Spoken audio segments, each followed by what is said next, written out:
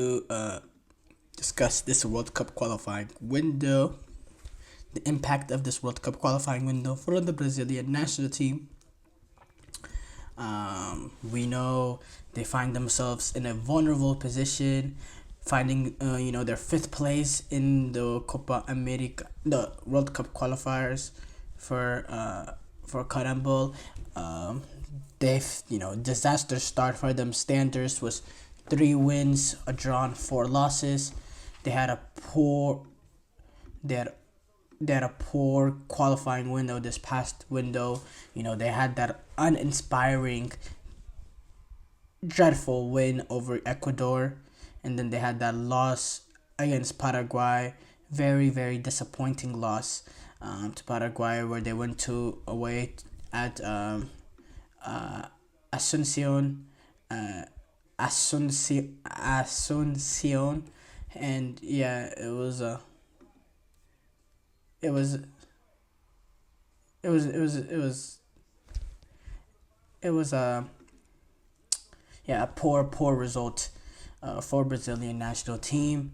Um, I still you see that hesitation I had. It was still that game disgusts me as a Brazilian national team fan. It was really dreadful, and yeah, we know 6 teams automatically go through in Conmebol now with the new format.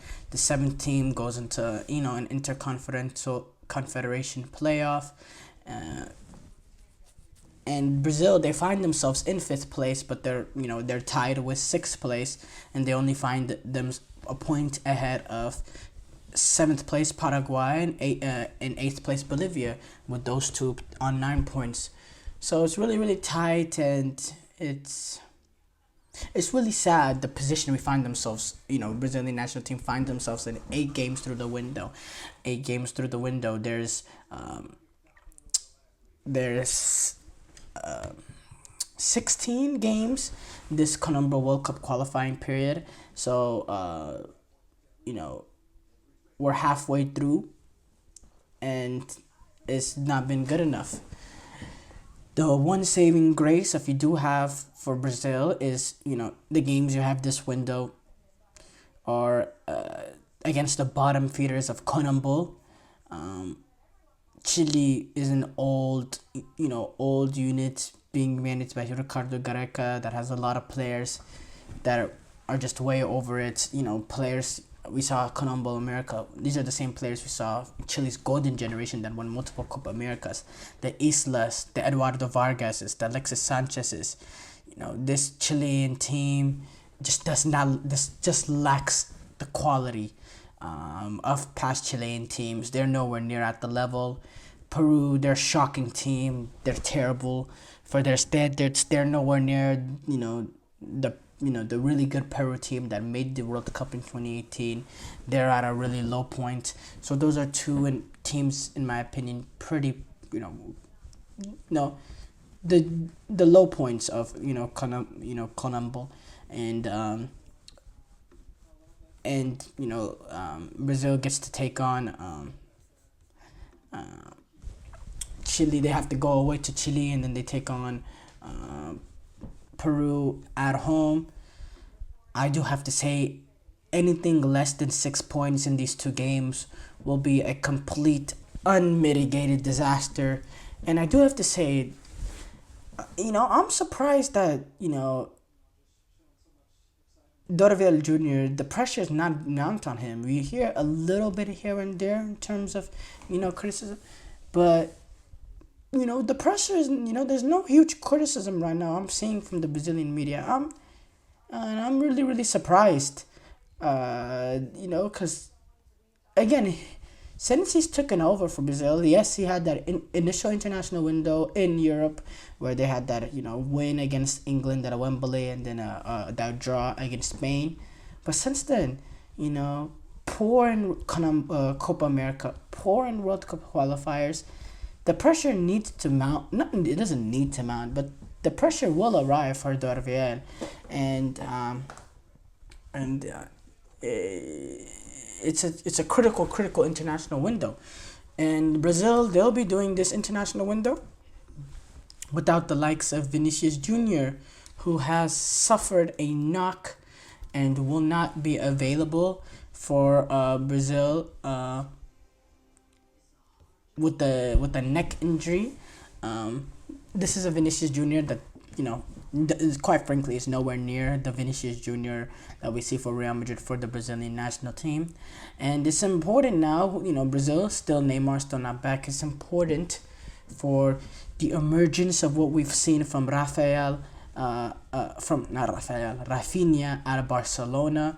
It is beyond important that Brazil needs to see that player. Brazil needs that sort of quality player, a player like that, a direct player like that, that can that can create for himself and create for others. There's that lack of dynamism in the attack, and the Rafinha we've seen at Barcelona, who's been the best player at Barcelona this season, one of the best players in the world this season. Great football, playing off that left hand side, being a little bit more direct because he's not really cutting in onto a stronger foot. He's not having to do that. He's going more direct and trying to get shot off, from different angles. Going directly at the goal. We're seeing a little bit different element of him. He's also going a little bit, playing centrally, interlinking with Lewandowski. We need him to have a major role within this team being around. Because look, let's be honest, I do have to say, the Rafinha we seen at Barcelona, that is a Brazilian national team player. That is a player that can get in, that is of the quality to be starting for a Brazilian national team. In what we've seen. But the problem is we haven't seen that Rafinha for Brazil, and to be honest, we haven't seen that Rafinha, period, consistently. But if he can continue what he's done at Barcelona, and he can bring it to Brazil, and he can have that that breakout international window. This is a Rafinha that can really that can really battle for a start and solidify his start to be starting for this Brazilian national team. I really believe that. Because look, Vinicius has not done anything to be locked in for this Brazilian national team. He has not done enough to be locked in into this Brazilian national team. He has not done enough. You have his own Real Madrid teammate Rodrigo saying Brazil need Neymar to win the World Cup, and he's still the best player. This is Rodrigo, not just a Vinicius Junior's teammate of Brazil, but Vinicius Junior, Real Madrid teammate, coming out saying Brazil needs Neymar to win. Vinicius, and it's the truth. Vinicius Junior has not done enough for the Brazilian national team. He has not done enough. He looks a shell of himself. I repeat, he has 5 goals in 35 caps for Brazil. That's a goal in every 5 games. That is not good enough. That is not a Ballon d'Or type of player that we see him for Real Madrid. Think about all the big goals and assists and moments he has in those Champions League, in those knockout stage games. Where are those moments for Brazil? He goes invincible. He's not there. So for me, Rafinha has every chance to battle Vinicius Junior and potentially send him on the bench. Because look, if we can get that electricity that we see from Rafinha playing on the left hand side at Barcelona, if we can see that for Brazil in this international window, why not continuing to let him operate from there? And if Vinicius Junior wants to find a spot into the team, then he has to earn his way back in, or he has to go play on that right hand side if he can play. If he's can find himself comfortable doing that. Because quite frankly, he has not been good enough for Brazil. Now Neymar, he's not going to be back for this international window. He's still trying to settle into full training for Al Hilal. But his emergence back into this national team is going to be important. The quality, the big thing is the creativity, the ability to play in tight spaces, the attention that he will attract. Even if he's not the prime ultimate Neymar, he's still gonna be able to stove the pressure away from these players. Because when Neymar is on a pitch wearing a Brazil jersey, all the pressure, all the criticism, all the vitriol, all the hate will go on him. And that's something that Neymar has been used to. having to deal with on the shoulders. So maybe he can ease it for the rest of the Brazilian players, and he can be that leader for them. And a Neymar Jr., which I think, with the age, with the time off, it's gonna be he's gonna be more mature. He's gonna be more of a leader. I do think, this Brazilian national team have an opportunity to create something going forward into the World Cup. But it needs to start from here, and it's beyond massive that Brazil wins this, because you don't want to, you don't win these two games because you don't want to put it off way, way, way too long. That's how good teams don't make the World Cup, where they slip up early and they slip up and they're leaving it till too late, in which they're trying to drag themselves out of a hole. No, Brazil needs to nip it in the bud now. They need to win these 6 games. They need to climb themselves up the table, and they need to, settle the deal and make sure that they're not in any room for,